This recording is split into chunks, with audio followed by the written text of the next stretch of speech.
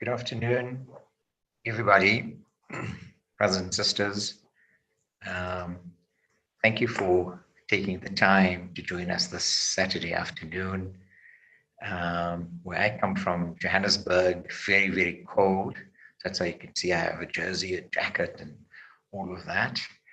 But it gives me great pleasure to introduce this wonderful person who I had a conversation with. And this is a recorded conversation, but we are live with you in studio. We are definitely going to take some questions and answers towards the end of the pre-recorded interview or conversation that you are going to hear. So it's a great pleasure to welcome you, Dr. Joan Ahero Afullo. Sister Dr. Joan, that's how I address her. She's an academic, she's a doctor in the medical profession. She has served in many levels within the Brahma Kumaris, and her journey had started in 1981.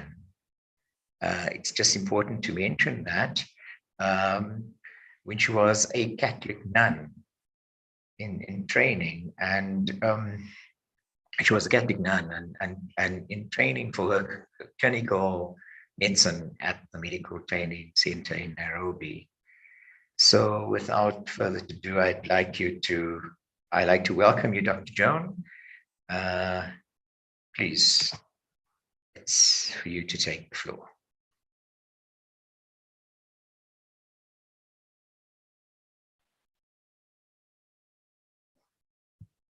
Thank you. Thank you, Jakif. But my video has stopped. Oh. Thank you for welcoming me to this gathering. To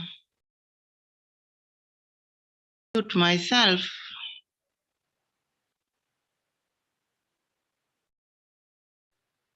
Or you are unmuting from your side?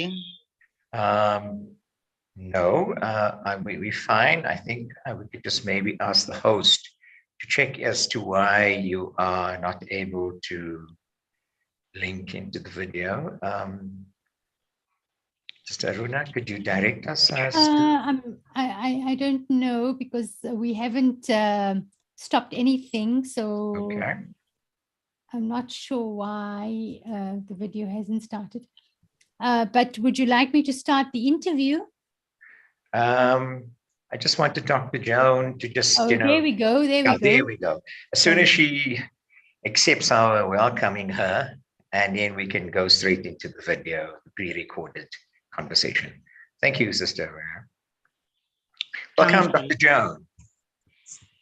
Thank you so much, Jackie, for the nice welcome and introduction. It's a pleasure. Yes.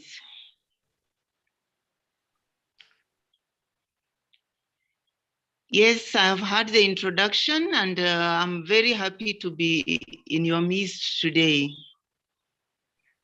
Oh, well, thank you very much. And I think, the audience will be very pleased to hear you. I mean, because you are born and brought up Kenyan, and you've worked extensively around in many other countries. So I think maybe it would be great if we can listen to the pre-recorded conversation, and then we'll be open to some question and answers towards the end.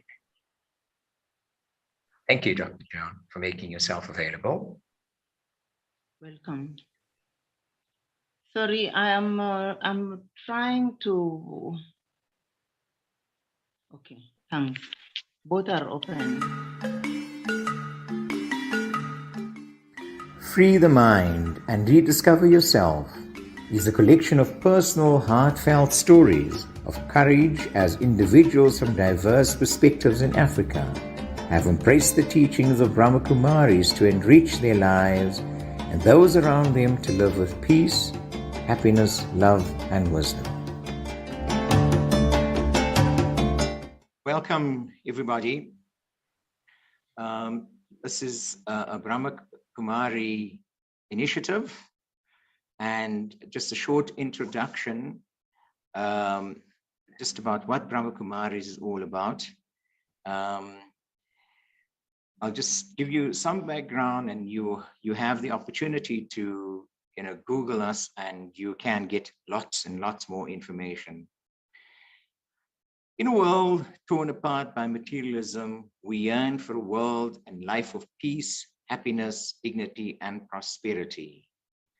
The Brahma Kumaris, with a presence in over 120 countries, including over 40 countries in Africa, has been offering a universal teaching of spiritual since 1974. The real commitment is helping individuals transform their perspectives of the world from material to spiritual. It supports the cultivation of deep collective consciousness of peace and of the individual dignity of each soul. Being Free is a collection of personal stories of courage as individuals from diverse perspectives in Africa have embraced spirituality and spiritual principles through the teachings of Brahma Kumaris to enrich their lives and live with peace, courage, and wisdom in an ever-increasing world of chaos. It is with great pleasure and an honor to talk to Dr. Joan Ahero Afullo, who is from Kenya, and she is a medical doctor. Welcome, Sister Joan. Thank you. Just to give you a background in terms of Sister Joan's medical qualifications or professional life, if one puts it that way. She has a master's in medical in psychiatry, which was obtained at the University of Nairobi. She has an MBCH obtained at the Kampala International University in Uganda. She also holds a bachelor's in counseling. She also done psychology at the University in Nairobi. She also has a higher diploma in pediatrics, an MTC at Nairobi, also a diploma in clinical medicine, MTC in Nairobi. And she graduated in 1983. Sister Joan, wow, that's impressive. And I'm just covering a little bit of your professional life there. You then joined the Ministry of Health. While you were studying, before you graduated, you were searching for some path of spirituality, but you were also a Catholic nun. What was your searching, which you have done, which you started your spiritual journey in 1981, which is almost 40 years today? Incredible, 4 decades of spiritual life.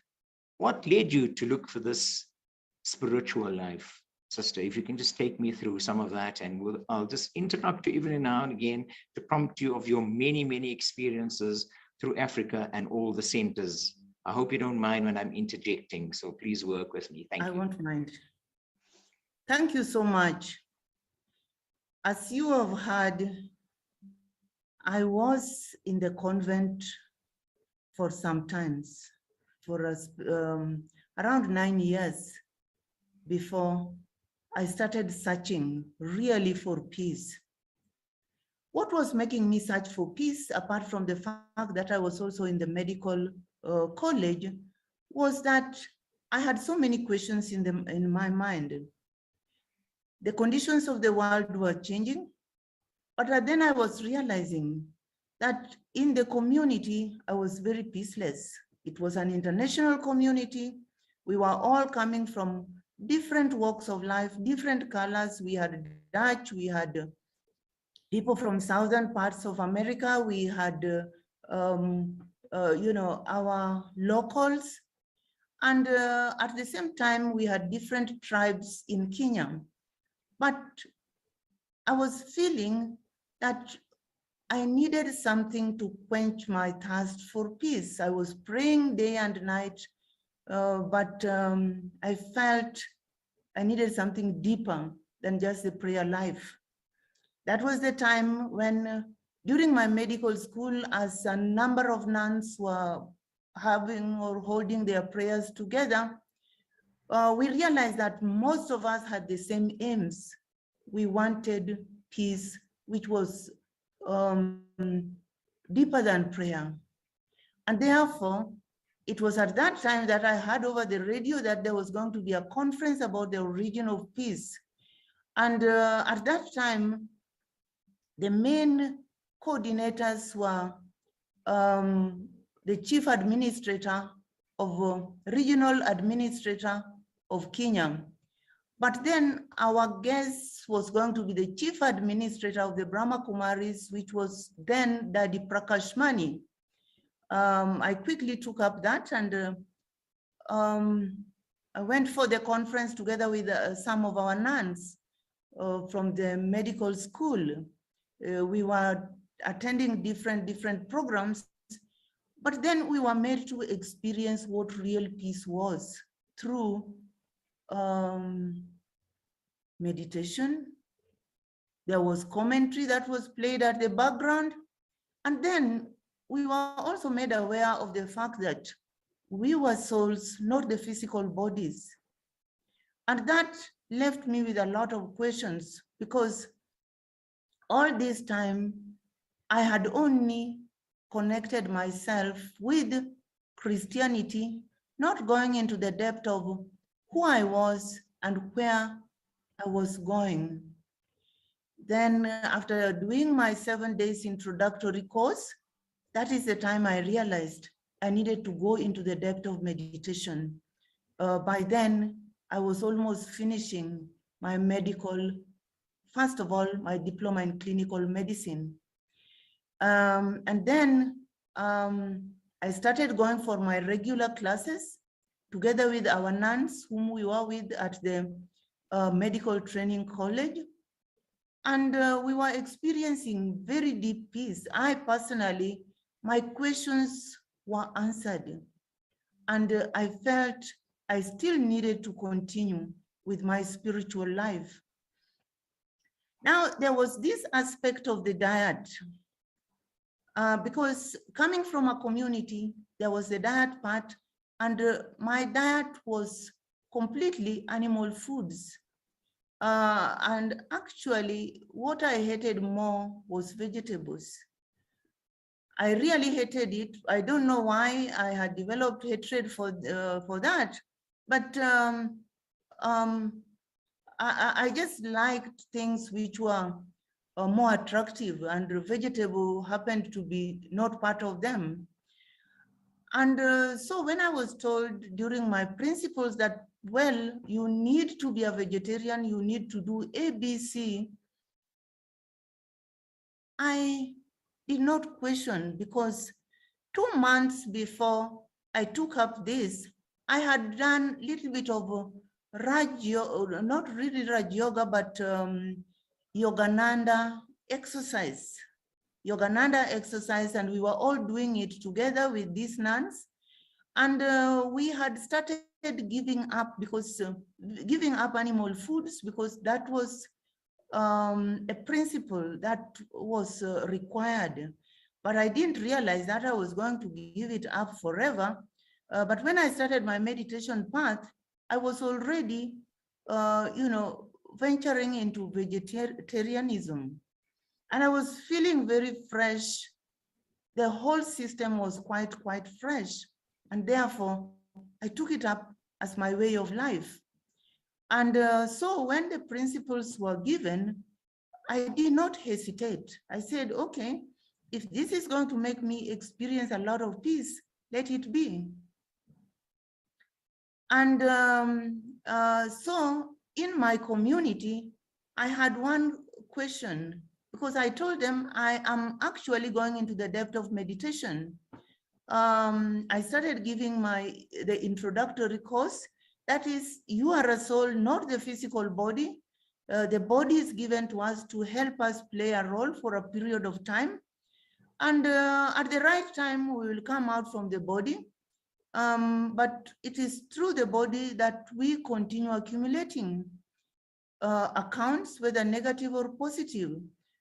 And then the community felt that we were infringing their rights.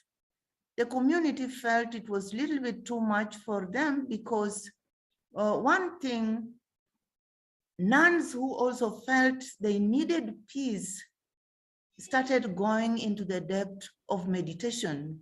And I was there to give the basic principles of meditation, introduction of the soul, introduction of the Supreme Soul. And at night, we could wake up and do some meditation whenever I was on holiday. That is back in my community, right in Siaya, where I am at the moment. Yes. So, Sister Joan, you were staying you joined in 1981, that you found the path to the Brahma Kumaris. You Yes. graduated in 1984, but you were staying at the center from 1983. How Yes. did that also impact your life, living at the center, knowing that, you were just 2 years in knowledge? How did you then find your way through living in the center and doing your alaukic work from your medical perspective? Okay. First of all, how I came to the center was also a very difficult thing to talk about, in the sense that when the sisters realized that I was taking our other sisters through meditation, they decided to send me away.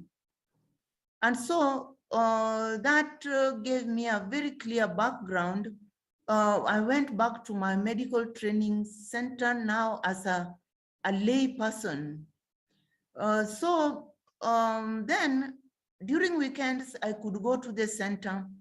And by then I was allowed to stay at the center, because all my principles were there. Because in the convent, the first principle that is observed is taking the vow of celibacy or chastity as a way of life. And so staying with the sisters was not a difficult chapter, especially during holidays. Then because I was sent away, it became easier for them, because I told them that actually I have two paths. I have either to choose to come to stay with you at the center, or I go back to my Lokik and my parents, stay with them, and then continue with my medical line. And the center told me, you need permission from your parents. Okay, my community had already told my parents that it was like I was in love with a certain person in the Asian community, and that was the main reason why I had decided to go into the depth of meditation and taken vegetarianism as my way of life, and so that I could fit in their family. So my father had all this type of information. So when he looked at me, he said, okay, because the sisters have brought you, let me go a little bit into the depth of this. They questioned sisters, and it was none of that. He signed my letters after inquiring quite a few things about my personal life, whether I was going to be happy. And by the time he was signing, he was also warning me, because he had warned me when I was joining the convent that, I'm signing your documents and I'm releasing you to go to the convent, but in case you feel that it is not the type of life you wanted, don't hesitate, come back. Come back to us, we will accept you because you are joining the communities at a very early age. And so that's how he gave me permission, and I started staying at the center. But the cultures were definitely very unique because majority of the sisters were, first of all, Gujaratis. They were Asians who were staying at the center. And so they could speak most of the times their language. And I found it a little bit difficult to adjust, especially when instructions were being given at certain times. And also because majority were not understanding the medical language, it became a little bit difficult. But then with the time, because I was a very silent actor, they adjusted to my characteristics and I also adjusted to their characteristics. But I feel what helped me at that time was my morning meditation. That helped me more than anything else. I had decided to do meditation from very early in the morning, and I could do it intensely, even though the catching power was so low, but I decided whatever was going to happen, I was going to do it. Yes. But that required committing God, committing the Supreme before I could start waking up early. Because apart from the diet, the next thing I loved more than anything else was sleep. And this meditation was going to deny me quite a bit, you know, of my most precious parts of life. Yes. And so the first day I was introduced to the morning hours of meditation being the most powerful times, I found it very challenging, but I told the Supreme, I told God, if this is going to be my way of life, then we have to strike a deal. You really have to be responsible for my waking up, because that is the most difficult thing that is going to ever happen in my life. So then I went into deep sleep. I remembered him, I went into deep sleep. And in the morning, I was staying in my room. In the morning, somebody somehow was shaking me, and it was such a vigorous shaking, and it was at the appointment time. When I woke up at that hour, I decided just to jump from bed and check around whether somebody had sneaked in my room, because I had locked it and my window was closed. And there was nothing of that sort. And I had even forgotten that I had committed God. So the following day, it went on like that. And then I remembered that I had committed him, and he was performing his role and effectively. He did that till I was capable of waking up at the right time in the morning. Yeah. Yes. So my center life now became a little bit easy, because I was finding other souls who are also fighting with this waking up hour. I could not tell them that I had committed the Supreme, because that would also be, you know, like displaying my ego at the beginning of the journey. So, sister, yes, I think we all had struggled to get used to Amrit Vela, but I think once we've got the knack and, you know, the inspiration from Baba to get us up, of course, the rewards are great. But at the same time, at 1983, when you were staying at the center, you were doing your internship.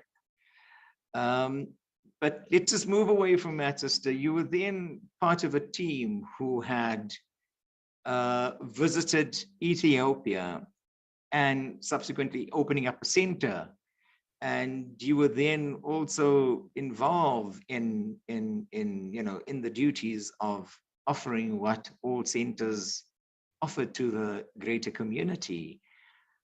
Could you just expand a little bit about, this team that you were part of and how you had landed up in Ethiopia? I mean, there were some health issues, but I think you've overcome that by then, I suppose. Yes, thank you. During that time, that was around 1989, what happened was that the center had been introduced to a personality who actually was a businessman in Ethiopia, who could introduce us around, but not directly. I was not told directly that that was happening. And so I was requested at that time that 2 sisters were going, but it was going to be nice to have a local person in this gathering because Ethiopia used to be the headquarters of the African Union. And so we were also going to go for some of the services outside the center. And because we were affiliated to the United Nations as a non-governmental, non-profitable institution, it was good to have somebody, a local person, a local African around. Yes. So what I did, I took leave during that time. But leave was not going to be quite effective because the government only allows a person to take 30 working days. And that was going to be around 45 days. And that was not going to help much. I was required to go there for at least 3 months to get the center established. So my ticket was booked and I was told you don't have any alternative, but you will have to stay for the three months. So what I did, that day I worked up to very late at 5 and I had to organize my things because Ethiopian flight used to take off after midnight. That same day, midnight, I was to leave for Ethiopia. So you can imagine the rush. But on the other side, I could not tell anyone because as a government worker, I was also to take leave from the government. I didn't do it because my passport from the beginning, I decided not to put my profession. I was only putting the nun. So that whenever I'm at the customs place, they don't ask for a letter from the government. So the others had gone 2 days earlier, so I went to Ethiopia.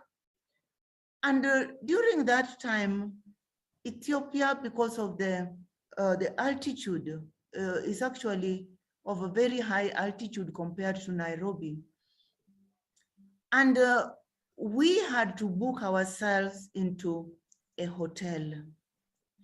And that is how now from the hotel, we had to go around with the help of somebody who knew Amharic language.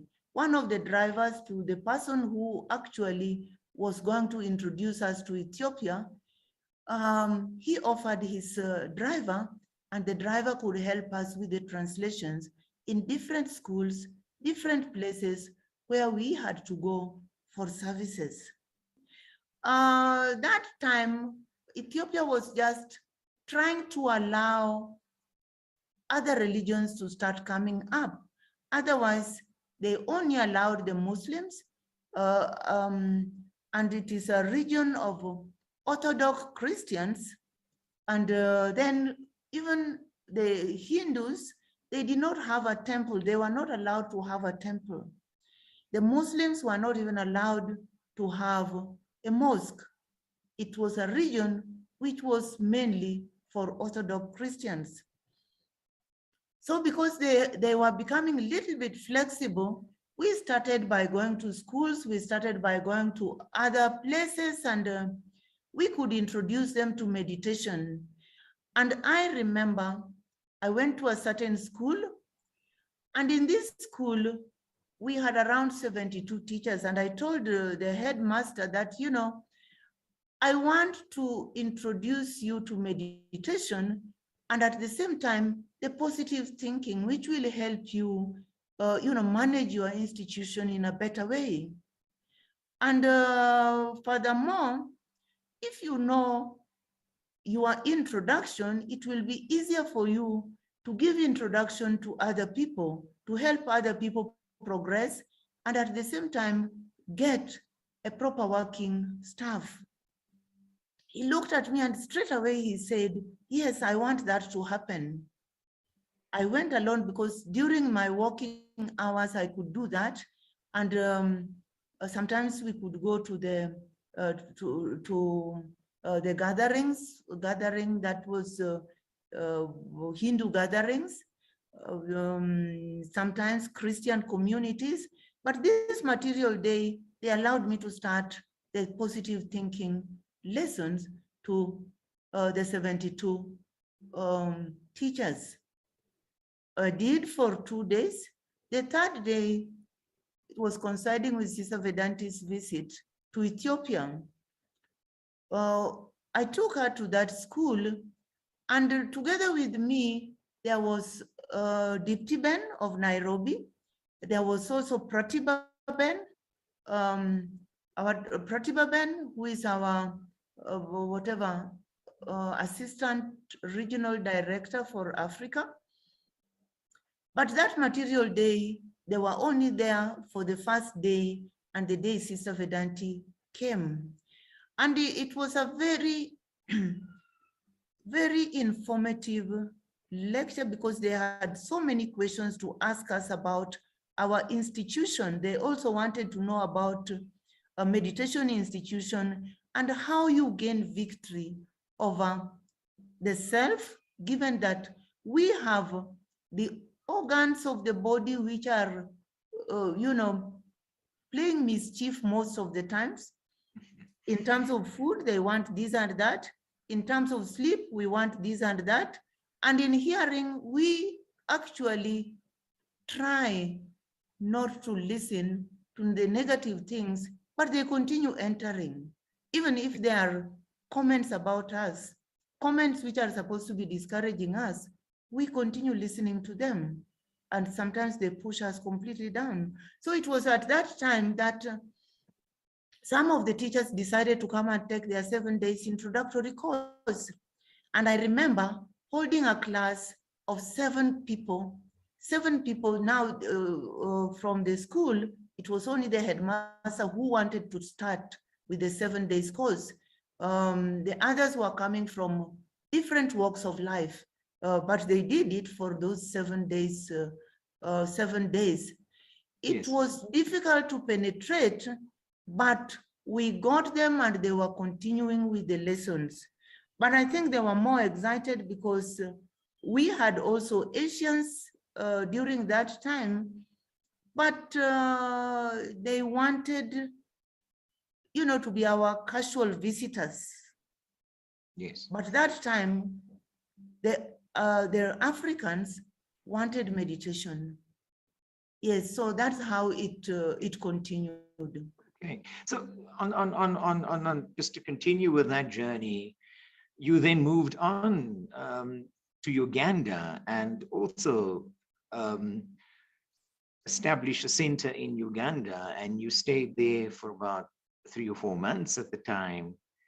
And you had come back also to have a sub-center that you've also opened up at Umoja, where you're conducting meditation. And the first time I see Sister Elizabeth, which I was so grateful to see her, and she was also part of your team at the time, offering classes to the local Kenyans after you have moved. And I think there were some problems that you had established, but you had overcome that, and also by a brother called Tony, who had Baba's minibus that were ushering people backwards and forwards and so on.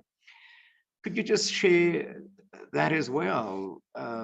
Would be nice to see if you had similar experiences the same as in Ethiopia? Yes, thank you. During the, after offering the services in Ethiopia, we had to leave Diftiben behind. And because I had to continue with my job in Nairobi. It was during that time that the center felt that we needed to come out from the services. We needed to come out from the services so that we could render effective service to the locals, because it was realized that it was not only the other side. Even in Nairobi, we had a very large class of Africans, the whites, and the Asians. We had a very large group. But then I was needed more in Uganda. So I had to take the same leave that I had taken the other time.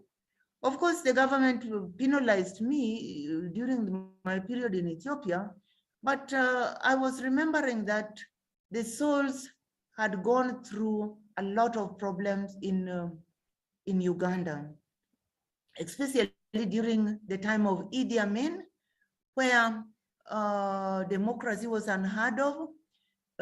People suffered, people were getting killed, and people were not allowed to reason in any way. So the vibration in Uganda was actually that of complete peacelessness.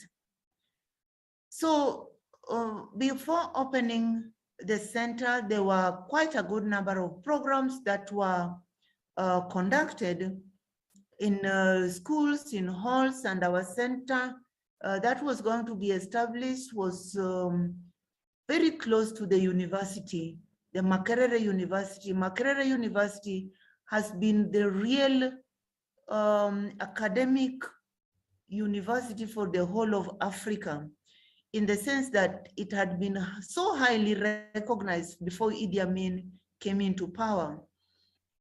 And so anyone even from Kenya who qualified from Makerere University became quite marketable. People would just tell you that, you know, I would rather go to the Makerere graduate than from somebody from the local universities, and you would understand the education used to be very deep. And so there, what we could do, we could also go to the locals, but the commitments used to be questionable. So it became a little bit difficult to penetrate the schools. It became a little bit difficult to penetrate the churches, because one thing could be that majority of the churches had been for the born-again Christians. Born-again Christians are people who would want to hear nothing apart from the mention of Christ. If you had no badge, no nothing connected with Christianity, then you would be told that no one would accept information from your side. I remember visiting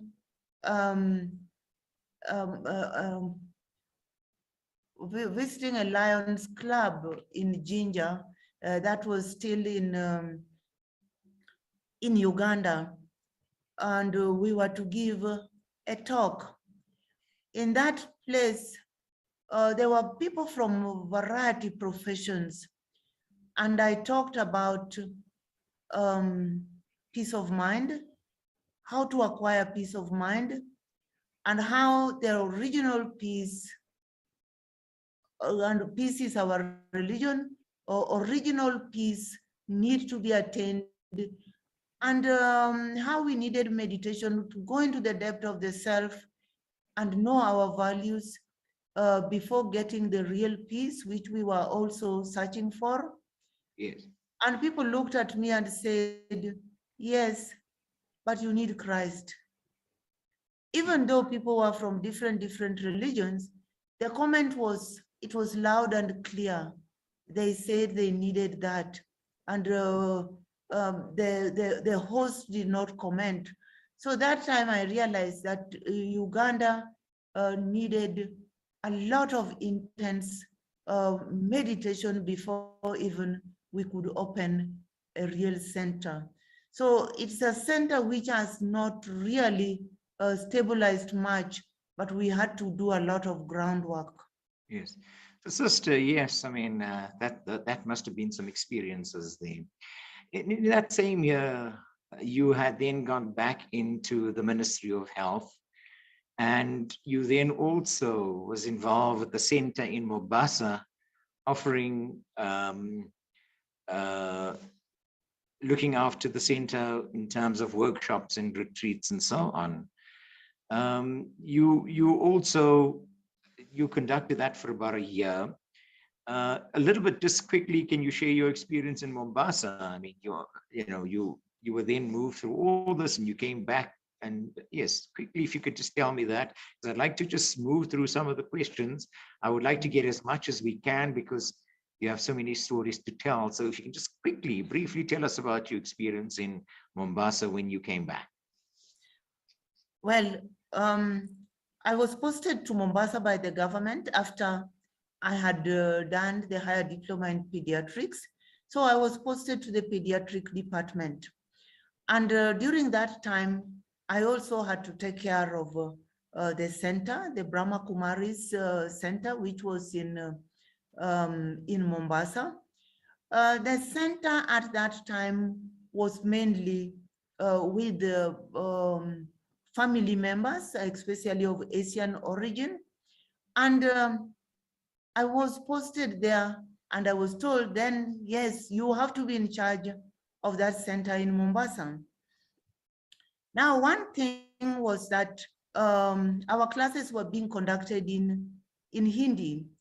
And I had one thing at the back of the mind that I had to create also the locals around. So I told them that I would be going around apart from my office hours, offering services in the hospital.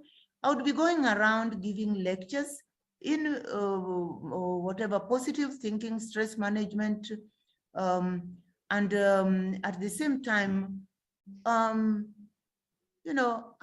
just to live a powerful life within the family institutions. And then they also said, yes, we will take you to different places where you can conduct that. And within a short time, we had a very powerful gathering of not only English students, we also had a Hindi-speaking group.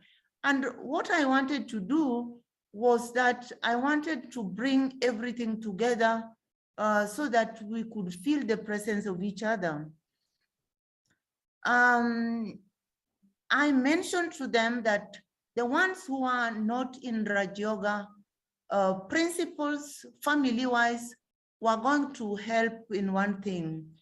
They were going to be conducting meditation, but the ones who are in principle, they were going to be reading the Mulis in the class, and at the same time, they were going to be helping in the preparation of Baba's Toli. So that was happening, and every third Sunday of the month, we were doing group meditation together, but workshop had to be there for everyone. We were revising our Mulis and having workshops.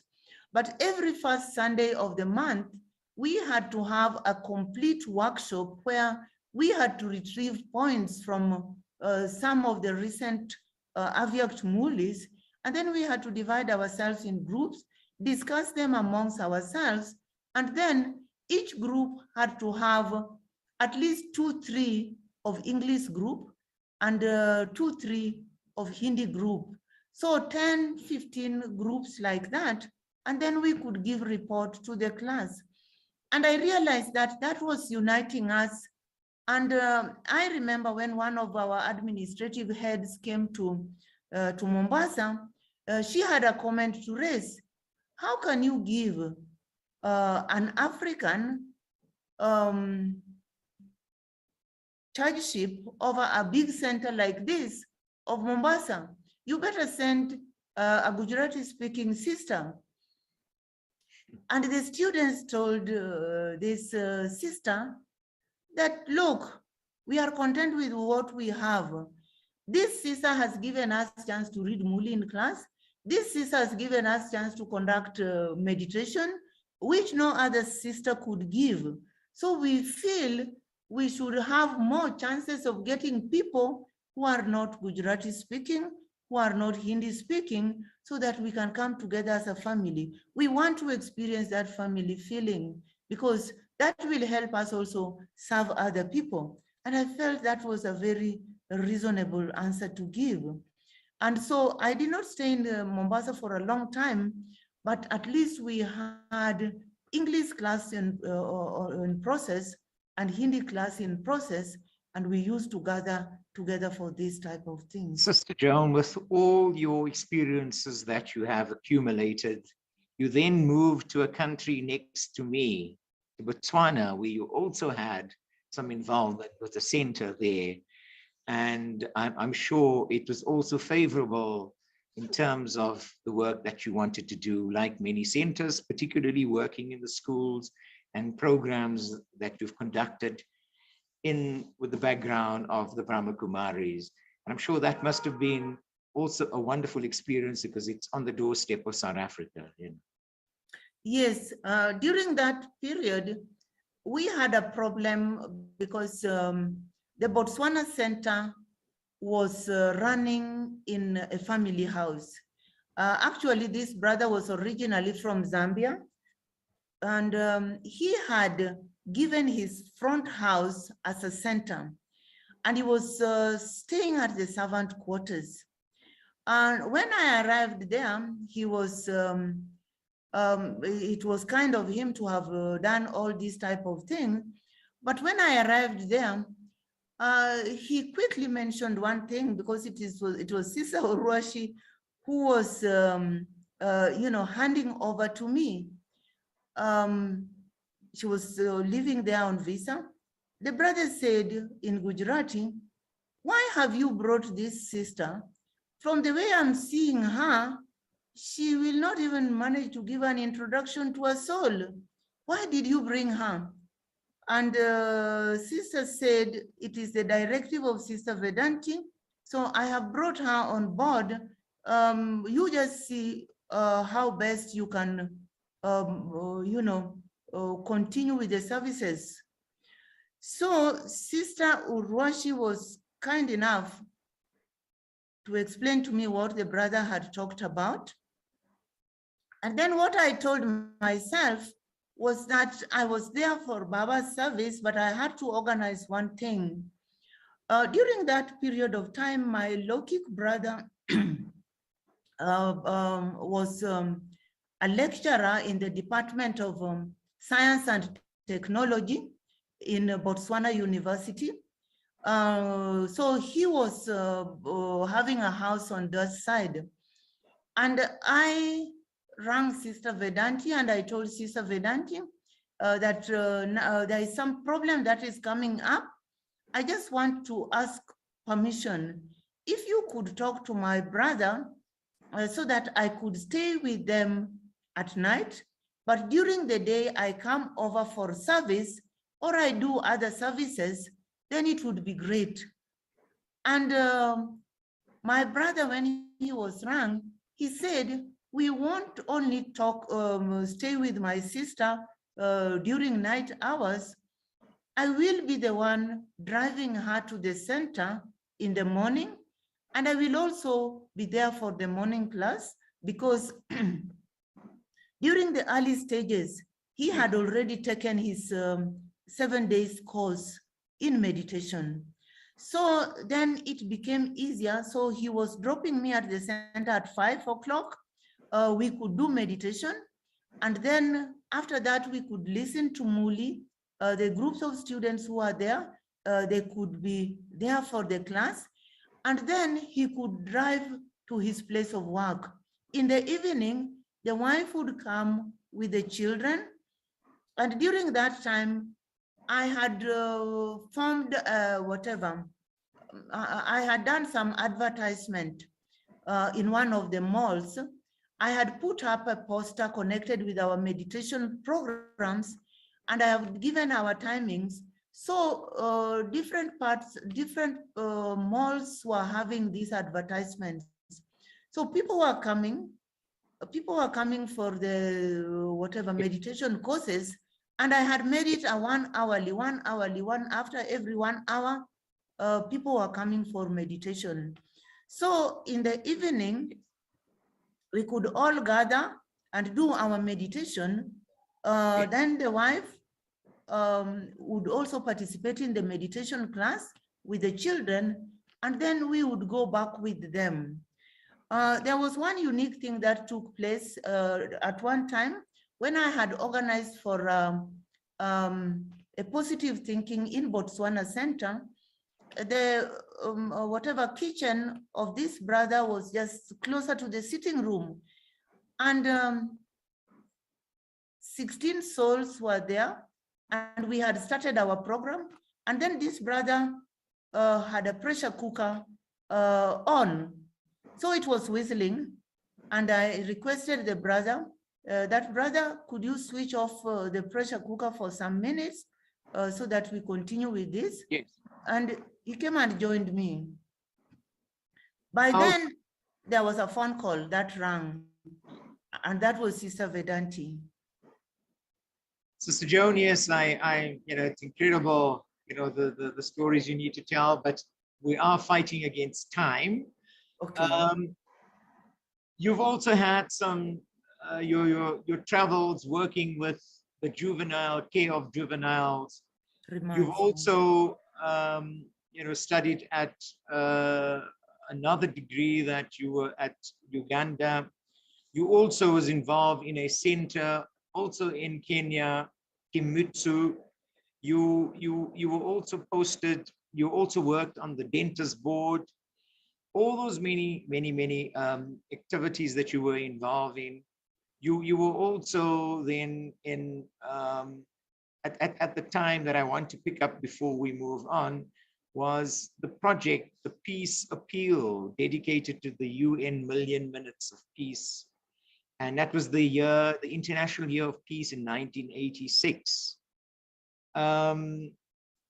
You then represented us in New York to receive the international award. And of course, you had, the center out there had received 5 local awards. Could you just pick up for me on that so that we can move up and share your experience about this UN Million Minutes that was so successful? Yes, it was during the International Year of Peace in 1986. We decided, the Brahma Kumaris decided to hold a project. And the project was actually asking people to donate their times in terms of either positive thinking, silent meditation, or prayer.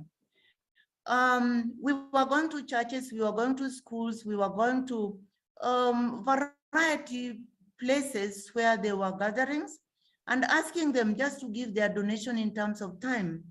And things could be done immediately. There was positive achievement such that at the end of the 1 month, which we dedicated to the United Nations, we were capable of getting a proposal for a peace award. So our name was given to the United Nations. And apart from that, there was also the Philippines, there was UK, there was Brazil, and then there was also another place. And then our main headquarters of Madhuban also received international award. So we went there, and around the Peace Bell, we were given the national awards and the international award. By then, the main recipient was Daddy Prakash Mani, who was the chief administrator. And of course, it was my first time to be in that gathering where there were lots of discussions taking place connected with peace, not only regional peace, but so many so many places were being tormented. These wars were going on. Yes. So, Sister, yes, I certainly am listening to you and wondering how you had found the balance with all, you know, your Lockheed life, your spiritual life. How did you find time to balance all this? Balance all this. It's incredible, and yes, you know, we salute you, man. Sister, I just want to throw another question to you. You know, given your experiences in Africa, you've traveled a bit. May I ask you, what sort of vision would you have for Africa and the world that you would like to see? You know, how can we move forward, particularly Africa and the world? And we should get people to embrace the Brahma Kumaris World Spiritual University. From your eyes, how do you see it? Yes, my vision for Africa and the Brahma Kumaris is actually great, in the sense that I'm looking at a community of great people from all cultures, all clans, all religions, united together for a goal. I'm looking at spirituality penetrating the roots of Africa, but done by the original souls of Africa. I've always felt that we should own up. Most of the times, we look unto other people, we feel what we have is not enough to help us do the services that are supposed to be conducted. But what we miss out is commitment. We should realize that what we have is just enough to help us penetrate any gathering, any community. And, you know, the resources will never be enough. Nothing will ever be enough. We only have to create a powerful thought and move on. The moment we move on, things happen. I remember when we started this Obama Center, I did not tell Sister Vedanti that we are constructing something of this sort, because I was feeling that she would tell me that, okay, why do you want to do that? Why can't we make a very powerful you know, center just within our town of Nairobi, so that it is reachable to, you know, all. But then I was feeling that I had to put it in the rural, which is accessible to quite a good number of local, to the slums, to people who are actually poverty stricken. But when you look in terms of poverty, we are all poor. Whether you are physically rich, whether you are mentally rich, whether you are academically rich, we have poverty in one way or the other. It's either spiritual or intellectual, or even the academic poverty and social poverty, which is lacking in the whole world. Once we understand each other and we penetrate these angles, then we will realize that under the skin, we are all humanity, and we are, you know, trying to meet our goals. And our goals would just be the same. We want happiness, we want peace. And that we can only find when we are connected with the Supreme, we are connected with God. Everyone needs to get that introduction that we need to be connected to God. At the moment, everyone is feeling that they have become slaves to themselves. We are handling situations of drugs, like where I'm working at the moment, the drugs are actually hindering the mental capacities of people. I work at the mental department where youth from the age group of 17 to 30 are struggling to survive.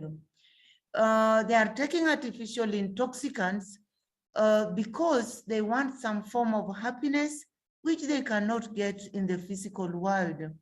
So it is only spirituality which will help us penetrate the qualities that have been hidden for a long period of time. They are within. We don't have to hunt for them outside.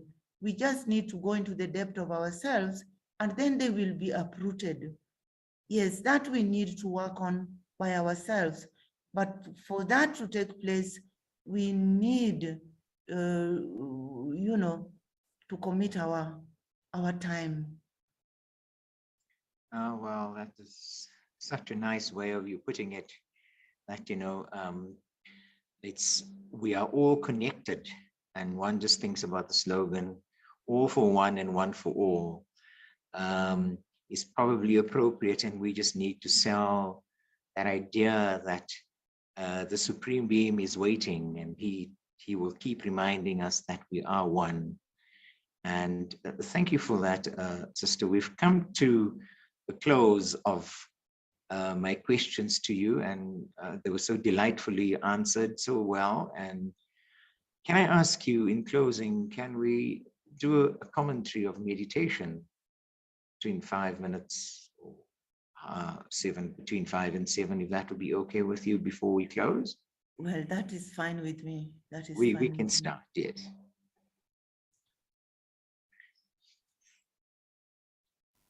I relax myself by taking a deep breath in and out, in and out. I go into the depth of myself. I realize that I am peace. I realize that I am love. I realize that I am bravery. I realize that I am power. These are stations that are within me. These are stations that need to be tapped. These are stations which if I realize that I am more powerful than what I see with these physical eyes, then my treasure store will open in a natural way. With that in mind, I am not this body. The body which I'm physically observing is given on loan for a period of time. I see through my eyes, I hear through my ears, I feel through my skin, and the taste is there through my mouth. I gather myself as the main concerned being, the ruler of this costume and the senses. I tell it to wait. I'm going into the depth of myself. I'm going into the depth of my religion. I'm going in the depth of peace. In this religion of peace, I connect with the most powerful religion master. That is the Supreme,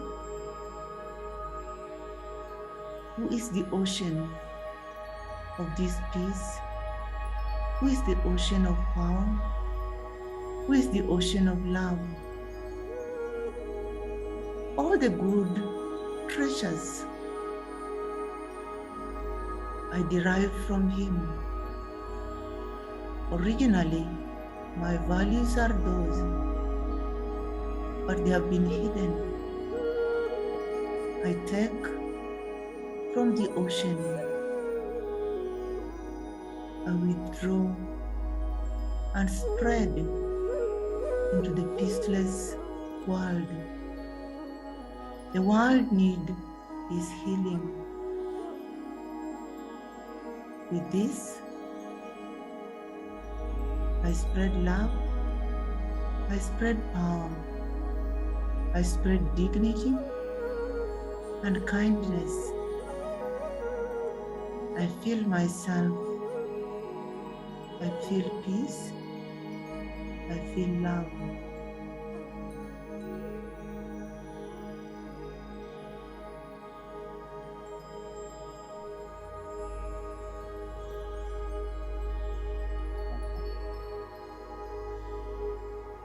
I end by saying Om, which means I, the self, the soul, and Shanti, which means peace. I'm a peaceful soul. Peace is my religion.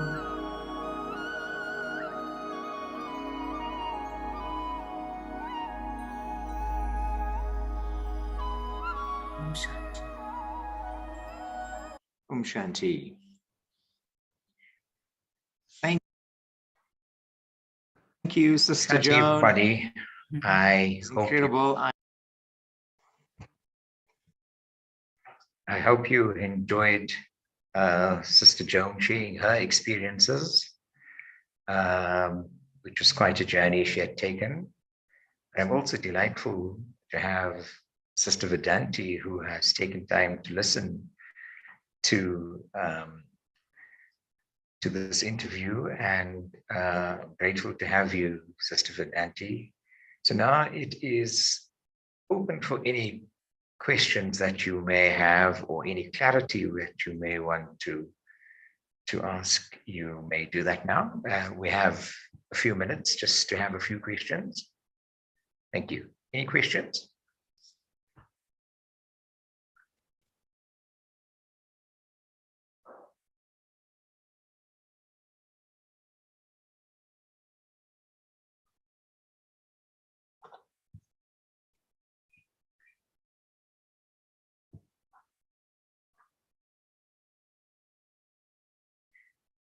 I'd like to encourage you for a question. While we are thinking about the question, well, Sister Joan, that was, well, there is a question from the person Rajesh, is wanting to know, when are you coming to visit South Africa?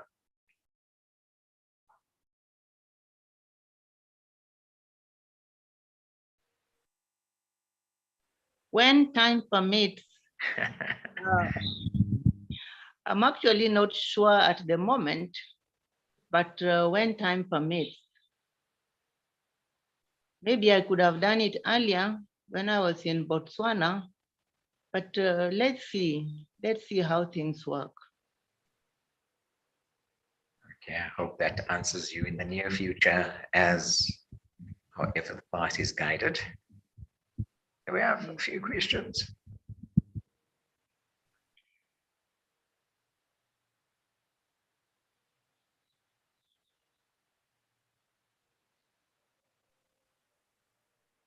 Yeah, no question. Well, I think they had to really digest all of it that you're saying was so rich of what you were sharing, Sister Joan. Brother Kadruddin, I have a Yeah. question. Oh, yes, please propose your question. Okay.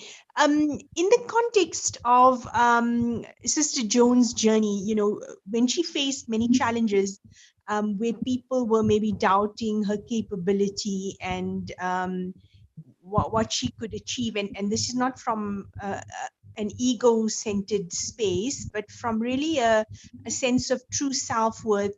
How did she continue, you know, believing in herself and doing what she needed to do, to, do the best that she could do. Because I think in the context of South Africa as well, many people face this way. Sometimes people, kind of put them down, even though they have the capability, as individuals in the work environment. And how do you, just be resilient, and not let what people say to you actually, discourage you. So perhaps if you can share something with us on that, on those lines, I'd appreciate it. Thank you. Thank you. I've always felt in life that once I get a companion, he should guide me and guide my mind. Most of the times I listen to people, especially the comments, negative comments, positive comments. But one thing about me in life is that I learned to hand over. From the age of 9, my mom told me one thing, that if you get married, you will be sent away the following day. And I challenged myself. I said I would get married to somebody who will never send me away. So when I listen to the negative challenges, I keep my aim. I should not be tormented by other people's negativity. I built a canopy around me, so I become like a shock absorber. Baba's remembrance is helping me and canceling most of the negativities. Thank you. Yeah. I can add to Om Shanti, brother. Om Shanti. That's Sister Elizabeth. Yes, Sister Elizabeth. I can add to what Sister was saying, that in fact, what kept us moving was that we have found the truth, and there was nothing that was going to deter us from reaching our goal. Thank you. Ah, wonderful. Yeah. We have been twins in spirituality. Yes. Oh, great to hear you there, Sister Elizabeth. Now that I saw you in the flesh, I met you. Any more questions for Sister Joan?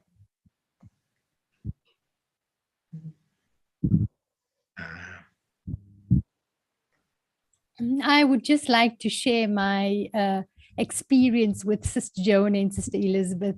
And it's just that a beautiful dedication and surrender to that Supreme Soul, and just to see their beautiful virtues and qualities always coming through, no matter where they are, what they're doing, seeing their courage and bravery. So thank you so much. Really admire and really just, it's so wonderful to see the examples.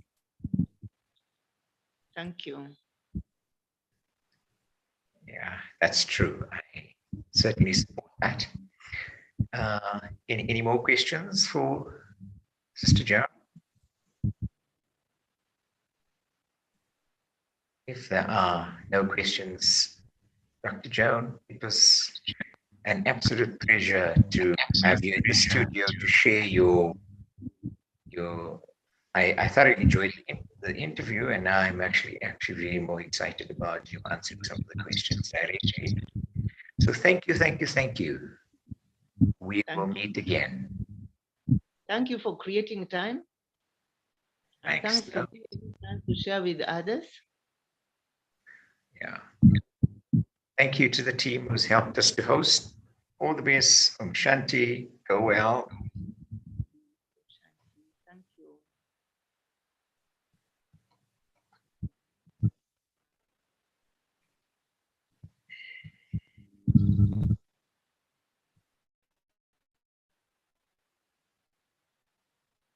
Thank you.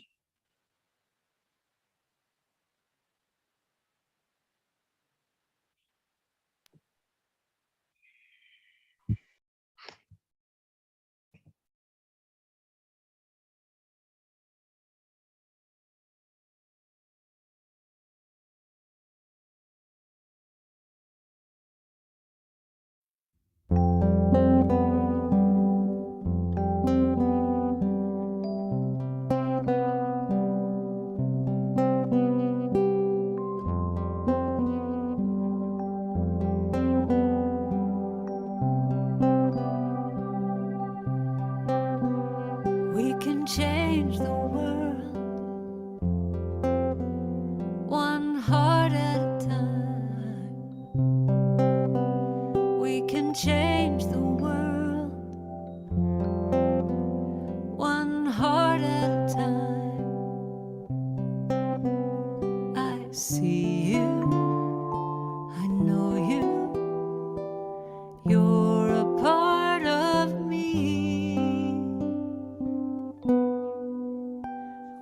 can change the world,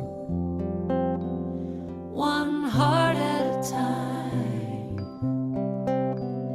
We can change the world, one heart at a time. I see you, I know you, you're a part of me.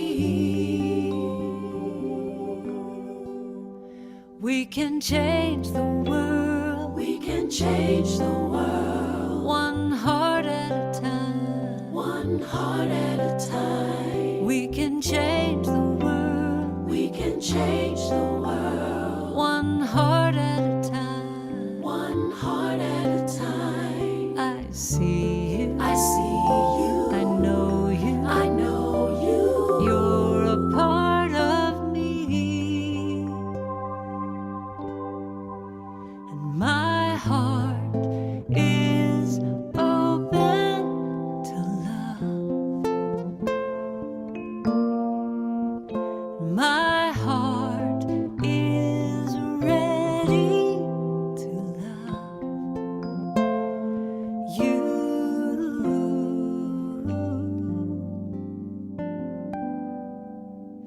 You can change the world, you can change the one heart at a time, one heart. You can change the world, you can change the one heart at a time, one heart.